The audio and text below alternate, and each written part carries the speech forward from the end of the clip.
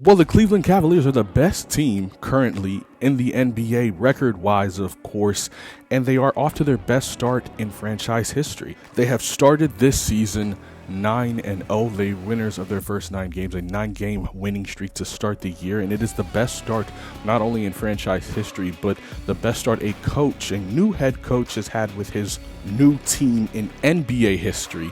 So history on both sides of the spectrum there for the Cleveland Cavaliers, and I kind of wanted to delve in on why they've been so successful, and not only why they've been so successful, but is what they're doing, is their high level of play to this point, is it sustainable throughout the course of the season? Can they become a 55, 60, 65 win team? Is that possible, right? And I'm definitely going to get into that on this video, so let's get into it.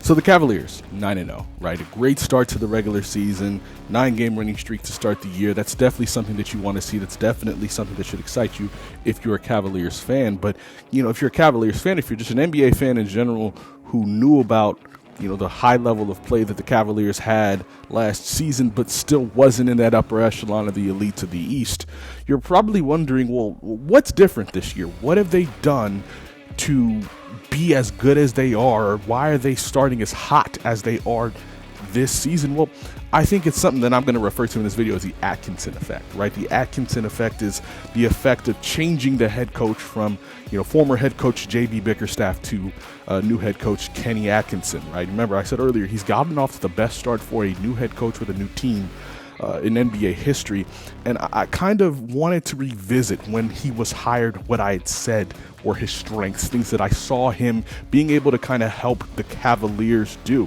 right? I didn't expect the Cavaliers to get off to this hot of a start. I expect them to be a good team, potentially second or third in the East, of course, but at the same time, I wasn't expecting a 9-0 start, especially with the caliber of wins that they had, right? Beating a Milwaukee team, albeit in one of those games did not have Giannis, twice beating a New York team, a team they've struggled with over the course of the past couple of seasons, losing that first round series back in 2022, right? I didn't expect them to be able to win that game the way they did in New York as well, beating the Los Angeles Lakers, who've kind of skidded a little bit over the past few games. They started out 3-0 and they're now 4-4, right? I didn't expect them to beat a Los Angeles Lakers team the way that they did. They're not just beating teams, right? They are dominating teams to start the year. They have a 12.7, they're averaging a 12.7 point differential to start the year, which ranks third amongst teams in the NBA. So they're definitely doing away with the competition to start the year. Now, granted, let's be honest too, they have had some lesser opponents in there, beating Toronto, beating the Wizards, right? Teams like that at the same time, but they're still a respectable team. That point differential being third in the league is nothing to sneeze at. So what exactly are they doing? How are they having this level of success? Well, let's take a look. Let's remember, first of all, that Kenny Atkinson was coming into a team that finished 4th in the Eastern Conference a season ago, right?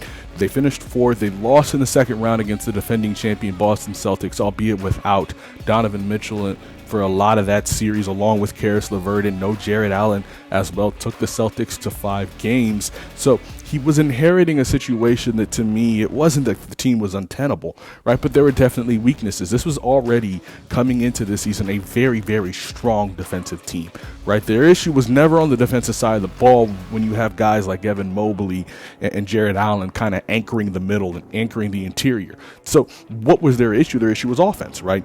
They did not have a sustainable offense. They struggled at times to score over 100 in that postseason last year, whether it was against Orlando or Boston, right? They struggled to crack 100 on a routine basis, and last year only scored 130 points 4 times, right? 4 times last season were they able to crack 130.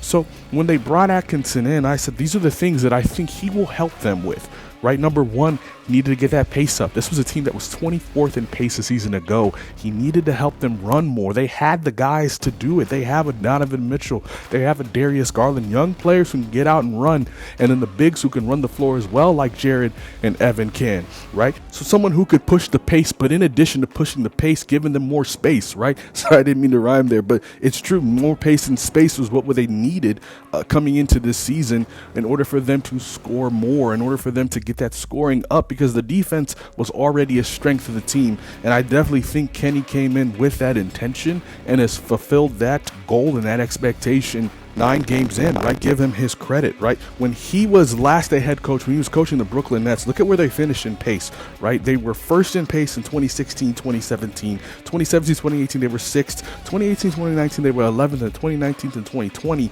they were 10th. The last place that they finished was 11th place. Coming into this season, before coming to coach the Cleveland Cavaliers when he was in Brooklyn, they ranked in the top 5 as a three-point shooting teams and three-point attempts, right? In 4 seasons, all 4 seasons as a head coach of the Nets, they ranked in top 5 of three-point shooting attempts, right? And he also played a role in player development, right? They wanted him to develop a guy like Evan Mobley, a guy who had been a stout defensive player, a anchor for them, along with Jared Allen defensively in the paint. They needed a guy to now unlock his offensive skill set coming into the year. Well, let's see what he's done. The first thing I mentioned was pace, right? So the Cavaliers last season, like I said, 24th in pace, a relatively slow team. To finish in the bottom third of pace, as young of as a team as they have, was unacceptable in my opinion, right? So number one, he had them pushing the pace. When you push the pace in basketball and you get out and run, you get easy opportunities in transition, whether that be layups in transition, dunks in transitions, or even corner threes in transition. When you look at the Cavaliers, I think that also why you're seeing a uptick in that field goal percentage. The season ago, they were 7th in field goal percentage, 12th in field goal percentage at 47.9%. This season, they're 1st in field goal percentage at 52.6. And they're also not just doing it in transition, right? I think they're creating easy opportunities off being a team that drives and gets to the basket and kicks out to shooters. I mean, they are a top 5 team in drives this year. They're 3rd, I believe, in drives this season amongst teams in the NBA, and I believe that also is lending itself to not only the field goal percentage in itself, but also the three-point percentage, right? If you look at where they are in three-point percentage, they were 12th last season. No, they were 15th. I just said they were 12th in field goal percentage. My mistake. They were 15th in three-point percentage, and this season they're 2nd in three-point percentage, right? I believe that comes from the drive and kicks, right? Or even the corner threes in transition. Like I said, they're a top 5 team in corner threes. That corner 3 is the easiest 3, or should be the easiest 3 in the game, because of the fact that it's the closest three-point attempt one can take. So when you take a look at it from that perspective, the drive and kick game, the getting easy opportunities in transition from pushing the pace, they're literally employing the strategy. Kenny Atkinson is taking a strength that they had in turning their defense and using it to create another strength in the offense by getting out, running in transition, and pushing the pace, hence why we're seeing such an uptick for them on the offensive side of the ball. So that to me is one of the first things he's done to make this team better and to get the Cavaliers playing at the high level that they are, that's getting them to this 9-0 start. Another thing is the spacing, right? He's found a way to employ that strategy. So many who watch the Cleveland Cavaliers and criticize them over the years were always skeptical about getting 2 bigs to play and seeing if 2 bigs can play together in this day and age in today's NBA. It can't work. Kenny Atkinson has made it work, and the way I think he's done that, it's very interesting when you listen to comments that he made coming into the year, or even as the season has progressed, right? You know, they were always kind of referencing the fact that, you can't, they always say you can't play 2 bigs in the NBA. I believe he was asked this question, and he said in response to this question, well, one of our guys aren't actually bigs, right? One of our guys, I think of them as a big wing, right? And I think using that strategy for Evan Mobley, as far as, making him a guy that can slash out of the corner, cut out of the corner, who can drive, who can get to the rim, get to the basket, and also has a solid ability in terms of interior passing and getting the ball to Jared Allen. I think he's utilized that in creating a level of spacing for the Cavs this season and allowed them to have more success on the offensive end, because like I said, drive and kicks are, to me, part of their bread and butter, why they're having such success. Remember, 3rd in drives and 5th in corner threes attempted. So to me, when you take a look at it from that perspective, they have the space that they need out there on the court, and I think it's doing wonders for them offensively. The next area is improved three-point shooting. Now, like I said before, I've kind of already touched on this. I've already kind of addressed this aspect of the Atkinson effect, I believe it's because of the percentage of corner threes that they're taking, right? They're doing a good job of taking one of the easier three-point shots in basketball and making that part of their bread and butter. They're making sure that they get those three-pointers out of the corner. They're 5th in the league amongst three-pointers attempted in the corner, and they're doing a good job of knocking them down. Clearly, by that three-point percentage indicated, they're finishing 2nd in the league so far at 9 games in, right? They're getting the corner threes from transition, and they're getting the corner threes from the driving kicks, as I addressed earlier, right? So they're shooting the ball a lot better. I mean, they have 5 guys, part of their regular rotation that are currently shooting over 40% from 3.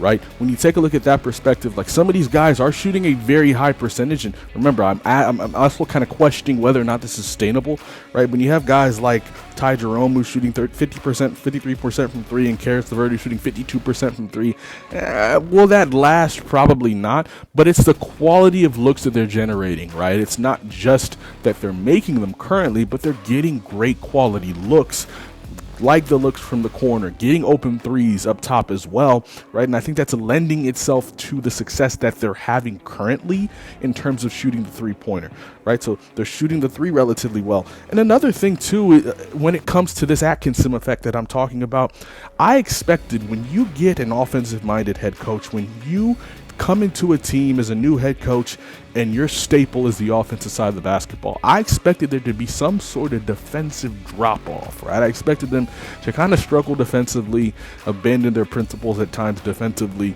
and not be as good as they were last year. Kenny Atkinson has honestly kept them at pace at where they were last year defensively. They are just as good defensively, and their defense is actually what's creating their offense. Like I said before, there's no defensive drop-off with how he's coached this team. If you look at the points allowed per game, right, they're 10th in defensive rating. And look, is that as high as they finished last year in defensive rating? No, they were 7th a season ago, but at the same time, they're still top 10 in defensive rating, and in points allowed, they're 11th, where they were 7th a season ago, right? So their defense is still keeping a pace, one could say, with where they were last season. So their defense has been just as good and is what is helping creating opportunities for their offense. Another thing that Kenny Atkinson has done when these next 2 kind of blend in hand with one another, player empowerment, right? Evan Mobley was the guy he needed to unlock this season, right? They talk about how much they emphasize being aggressive for Evan being aggressive and taking the ball off the rim and bringing the ball up court, right? He's empowered guys like not just Evan, but even Karis and Jared.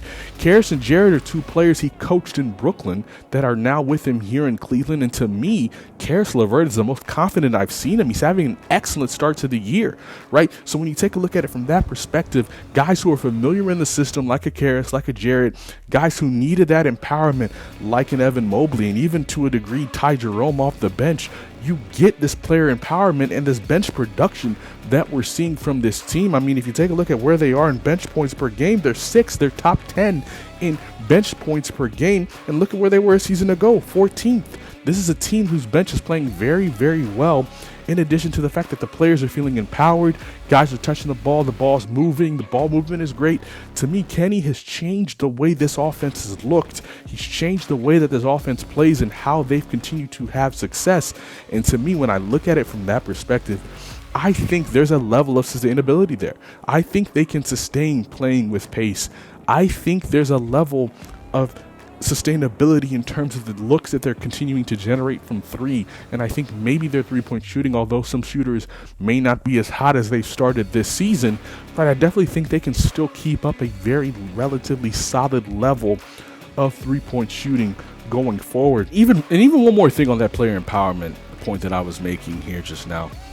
Darius Garland, I want it to be clear, when the Cavaliers played a season ago, they were dominated by Donovan Mitchell having the ball in his hands, having to create, having to be the one to literally be responsible for their offense, right? He was by far and away, head and shoulders, the player with the most touches on the team a season ago. This season, I don't think it's any surprise Darius Garland has looked the way he's looked, right? I think at the end of the day, Darius was in a position that a lot of people I think didn't appreciate in terms of where he was health-wise, right? Just breaking his jaw, and then his mental health in addition to that, you know, in terms of how it was affecting him while he was playing the game, right? He admitted his joy for the game was taken because of the fact that, you know, the injuries he sustained, breaking his jaw, losing the weight that he did, right? But when I look at how well Darius has come out of the gates this season, yes, it's because he's gotten his joy back, but I also think it's the player empowerment, right? Telling Darius Garland, look, you are going to have to be our point guard. You're going to have to be the guy that gets us into our offense, but also I want you to be the guy that takes at least 6 3-pointers a game.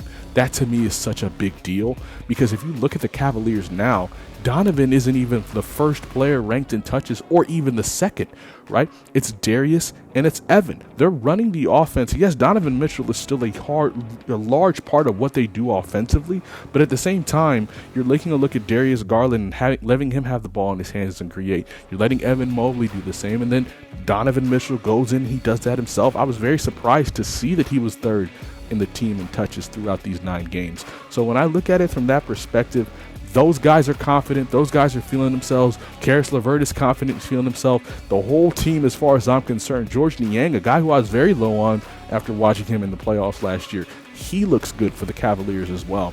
And when you take a look at what they've done this season, I think all these elements, whether that's player empowerment, whether that's playing with pace and space, whether that's the bench production, the fact that their defense is still consistent, improving the 3-point shooting, or having the ball movement and spacing, I definitely think on that element, you have to take a step back and you have to say, wow, Kenny Atkinson has done a phenomenal job with this team. But at the end of the day, is it sustainable? Can they keep this up? Can they continue this as the season progresses? I think the answer is yes, based off getting out in transition, being able to run and getting the easy opportunities that they're getting, whether that be the corner through, whether that be the layups and dunks, the driving kicks, getting the ball out to shooters. I definitely think it's sustainable. My only question is, can they put themselves in a position when a team takes away that ability to run and push the pace? Can they put themselves in a position to still have that success? That to me remains to be seen. But that's what I've got to say on the Cleveland Cavaliers hot start in this one. Let me know what you think in the comment section below. Do you think that this is sustainable? Can they keep this up? Can they challenge a Boston Celtics team in the East? Can they be the second best team, usurping a preseason favorite in New York? Or is this something that's going to just be a flash in the pan and something that they're not going to be able to sustain all season long? Let me know in the comment section below, and we'll see you next time. But until next time, we hope you keep it inside the lines.